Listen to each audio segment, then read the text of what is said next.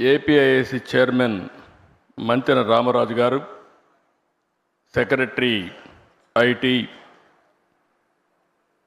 And also electronics and communications Bhaskar గారు, collector Harendra హిరా Prasad గారు, ఈ కార్యక్రమానికి వచ్చిన పెద్దలందరికీ నమస్కారాలు. ఇప్పుడే నేను రవికుమార్ గారితో మాట్లాడుతున్నా. ఆయనే చెప్పాడు, ఆయన తల్లి మదర్ వచ్చి Srikakulam, grand mother Srikakulam, mother grand mother ఇక్కడే ఉంటారు, బ్రదర్ కూడా ఇక్కడే పనిచేస్తున్నాడు.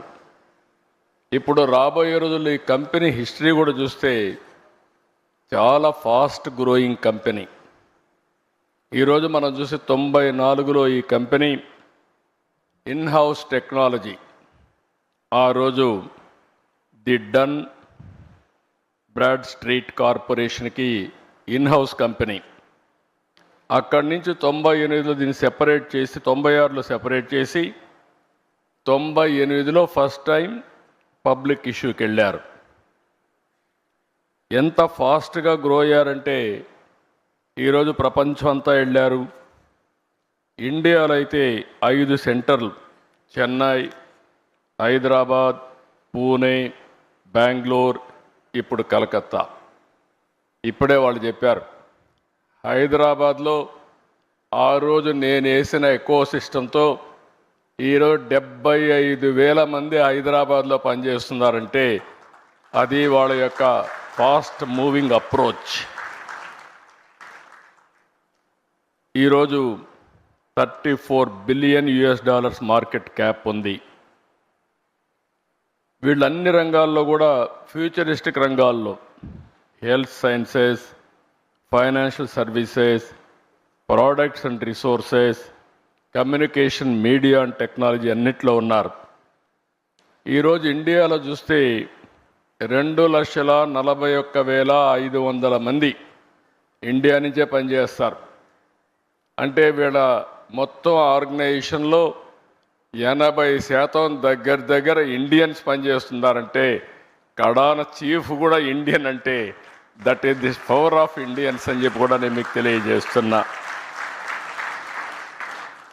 ఇండియాలో మీరు చూస్తే ఇక్కడికి వచ్చినప్పుడు బిగ్గెస్ట్ కంపెనీస్ ఎక్సెంచర్ 3,50,000, టీసీఎస్ 4,36,000, ఈరోజు కాగ్నిజెంట్ 2,41,500.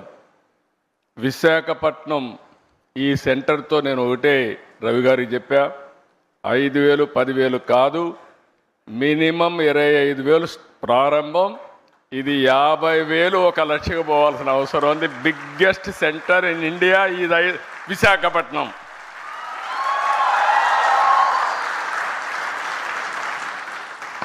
నాకు ఒక నమ్మకం ఉంది, నేను ఎప్పుడు చిన్న చిన్న విషయాలు ఆశించను, ఏది చేసినా మెగా స్కేలే చేయాలనుకుంటాను.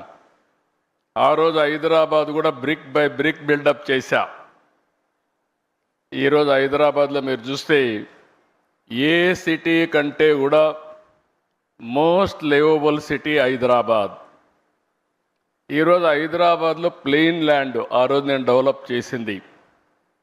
ఈరోజు విశాఖపట్నం చూస్తే ఇండియాలో ఇలాంటి సినరిక్ ప్లేస్ ఎక్కడా ఉండదు. బ్యూటిఫుల్ బీచెస్, సీ ఒక పక్క, హిల్స్ ఒక పక్క.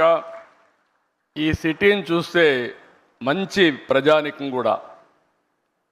అలాంటి సిటీ ఇండియాలో బాంబే చూస్తున్నాం, బెంగళూరు చూస్తున్నాం, హైదరాబాద్ చూస్తున్నాం, చెన్నై చూస్తున్నాం, కానీ దీనికి ఉండే ఫ్యూచర్స్ ఏ సిటీకి లేవు. నేను అదే చెప్పాను రవి గారికి, రవి గారు మీ భువనేశ్వర్ పక్కనే, మీరు అక్కడ 80% తెలుగు వాళ్ళు, మీరు ఒక 20-30% ఒరిస్సా, కానీ ఒరిస్సా అంతా కూడా ఇక్కడికే వస్తారు పనిచేయడానికి. This will be the biggest centre for Orissa and Visakhapatnam. It is going to happen. ఇది నేను ఈరోజు చెప్పిన విజన్ కాదు, 3 decades ముందు చెప్పిన విజన్. ఆ రోజు నేను ఒక మాట చెప్పాను. మీరు ఒకసారి చూస్తే ఇండియాకు అడ్వాంటేజ్ ఏంటంటే 91లో మనకు ఎకనామిక్ రిఫార్మ్స్ వచ్చాయి. అంతవరకు ఇండియా అంటే ప్రపంచమంతా చిన్న చూపు ఉండేది. 95లో నేను వెళ్ళి ప్రపంచంలో ఎవరిని కలిసినా కూడా ప్రతి ఒక్కరు అనేవాళ్ళు, ఇండియానా మీరెట్లా అభివృద్ధి అవుతారు, మోస్ట్ బ్యాక్వర్డ్ కంట్రీ, మీ వల్ల కాదు అనేవాళ్ళు. అక్కడి నుంచి నేను చూశాను మనం చేసిన తెలివైన పని. 95లో ఇంటర్నెట్ రెవల్యూషన్ వస్తే ఆ ఇంటర్నెట్ రెవల్యూషన్కి ఆధారంగా ఐటీ ఫస్ట్ మోర్ అడ్వాంటేజ్ మనం తీసుకున్నాం. ఈరోజు నాలెడ్జ్ ఎకానమీకి బ్యాక్ బోన్ ఐటీ అయ్యింది.